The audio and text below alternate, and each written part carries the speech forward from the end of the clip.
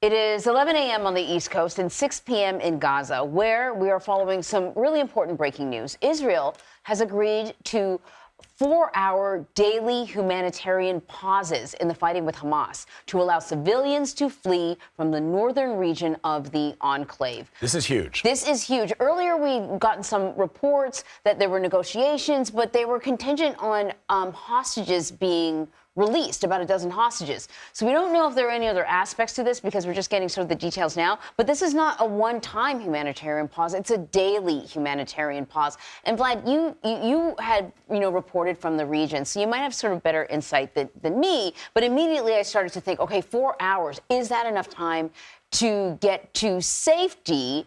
And it probably would be with the best of conditions. But from what I can see, maybe from Gaza City to Wadi Gaza, which I think is where they're asking a lot of people to go, it's a little over a mile. I mean, look, it's not perfect. It's something, but it's not everything, which is there are some people who are calling for a ceasefire, right? The United Nations, for example, is calling for a ceasefire. But as you just heard from moments ago, when the president was making some remarks, he was asked about a humanitarian pause. And it appears that the shuttle diplomacy that the Secretary of State Antony Blinken has undertaken over the course of the last month since the massacre on October 7th is starting to bear some fruit. In addition to this humanitarian pause that we're reporting now may play out every day for a 4-hour period, we have news now that the Palestinian Authority has expressed interest to the Biden administration that it's open to governance of Gaza in a post-Hamas world, right? That was what John Kirby on CBS Mornings talked about this morning with Tony DeCopel.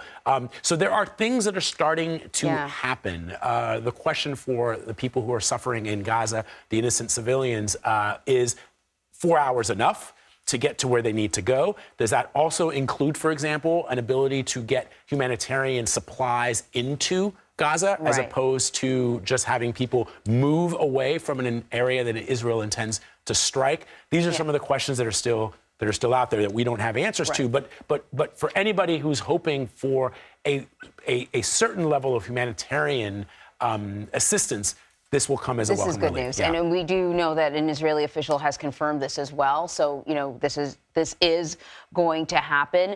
In regards to the conversation about sort of beyond this, right? We know that there's a gathering happening in Paris today of Western and Arab nations and the United Nations, other non-governmental agencies, trying to figure this out. Because one of the things that Egypt, at least thus far, has not wanted to see is an influx of Gazans coming into Egypt. So then they make it to the south, but these are people in desperate need of water, of food, of medical help, because, a number of the hospitals have been shut down. So then what happens there? One of the things that they're kind of discussing in Paris today is perhaps the possibility of a floating hospital. Yes. Which, they're trying to sort of get creative in order to get these people the desperately needed humanitarian aid that they need to sort of survive. Right. And again, this is coming to us. We've been reading notes from our White House producer, Sarah Cook, who, again, if you're just joining us, the news is that Israel has agreed to a 4-hour humanitarian pause in northern Gaza every day. And the announcement for when that daily pause would happen would be made 3 hours before the pause. Right. So that people would have the ability to know when the pause is coming and would prepare, gather what they can. Exactly. Exactly right. So President Biden did actually speak to reporters about the war just a short time ago. I want to play some of that sound.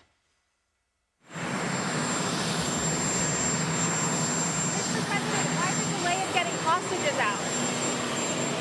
We're hopeful. Things are moving along. Did you ask for a 3-day pause to Netanyahu? I've been asking for a pause for a lot more than 3 days. Yes. Did you ask him to pause for 3 days to get the hostages out for that length of time? I've asked for even a longer pause for some of them. Are you bringing up the issue of an endorsement? The shutdown, government shutdown, just 8 days. Can you give us an update on what you're thinking on how to move Gaza? I wish the House would just get to work. I'm not being facetious. This is not a political statement. The idea we're playing games with a shutdown at this moment is just bizarre. And I think that we ought to be able to combine Ukraine and Israel. We ought to be able, and I'm open to discussions on the border. And I've already made some proposals. So there's no need for any of this. Will you be bringing up the issue of an endorsement, Mr. President, with Sean Payne? Will you be bringing up the issue of an endorsement with Sean Payne when you meet him? Will I bring up the endorsement? Issue of an endorsement. The UAW hasn't endorsed you yet. Oh, no. They're going to be fine. Mr. President, are you frustrated with Prime Minister Netanyahu that he has not listened more to some of the things you have asked him to do? It's taking a little longer than I hoped. It's taking a little bit longer. Do you support the UAW's efforts to unionize Tesla and Toyota, Mr. President? Absolutely. Yeah. Thank you. So, Vlad, those comments came a short time ago. So, obviously the president would have known about this announcement that was coming. Right. But I thought it was interesting that he said that he has been asking for a pause that's a lot longer than 3 days. Well, the reason... and the question was about 3 days. Right. What we're talking about is several hours. Well, the reality is that, all of the... So now we're talking about what is a somewhat of a breakthrough in what we've been seeing over the course of the last month. Yeah. But for rescue organizations, I watched an interview that the head of the International Rescue Committee gave to Christian Amanpour yesterday evening, where they talked about the notion of hours-long humanitarian pauses isn't really enough to do the work that they do that is critical to helping people, those who have not been bombed, survive these aerial attacks that are coming from the Israelis. So it's a drop in the bucket. It's something. Yeah. I do note that our Margaret Brennan, who's the host of Face the Nation, has just tweeted what I think is an interesting development. An official with knowledge, I'm quoting Margaret here, an official with knowledge of the visit confirms that CIA Director William Burns and Mossad Director David Barnea are both visiting Doha for trilateral talks with Qataris to work through the details of a humanitarian pause that would see the release of hostages and more aid. So there are things happening. I mentioned the Secretary of State who's been traveling through the region. He met with the Palestinian Authority president.